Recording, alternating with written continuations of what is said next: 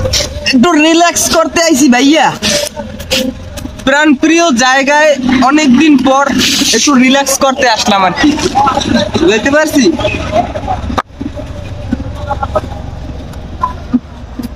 গুঠিয়া বাইতুল আমান জামে মসজিদ আছেন কেউ? আছেন বাংলাদেশের কেউ যে বরিশালের ঐতিহ্যবাহী জায়গাটা চেনেন না? না গুইট্টা মসজিদ, আমরা বলি গুইট্টা মসজিদ ভাই। কত হয়েছে কি আগে আইটেম, আগে হওয়া পড়তে মানে এই যে গুঠিয়া আইডিয়াল ডিগ্রি কলেজ, তো আমরা ওই কলেজ দিয়েই পড়ছি, তো মানে ইন্টার কমপ্লিট হন দিয়েই করছি আমরা। তো আগে আওয়া পড়তে এখানে এই যে মসজিদে এই ঘোরাফেরা হইতে মাঝে মাঝে ক্লাস থুয়েও আইতাম, কিন্তু যখন বরিশালের দিকে চলে গেছি এদিকে আর এই মানে পিছন সাইডে আমাকে কে আমু আজকে অনেকদিন পর আইলাম, একটু যাই একটু ঘুরে ঘুরে আই গুঠিয়া মসজিদ দিয়ে ইফতারটা হয় সারিয়া, মানে ভাই পুয়ার ঘুমতে আছি আধা ঘন্টা 1 ঘন্টা ধরে, এখন আমি জিমাইতে আছি, খালি জিমাইতে আছি, মানে টাইম হয় না। বাজে কত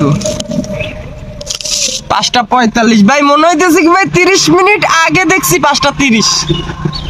এই অবস্থা, জায়গাটা দেখছেন? ঘুরে একটু দেখাও রিমন।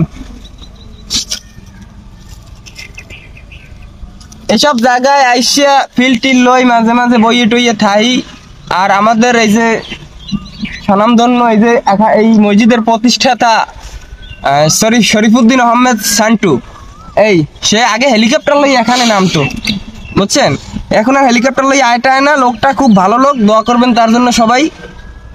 এই যে অবস্থা, তো ইফতারের টাইম হয়ে গেছে, যাই আস্তে আস্তে মসজিদের দিকে, নাইলে আবার পরে যাই প্লেট মেলেট দেবেন না, বুঝলেন না? মোটা তো ভাও কাট না লোক।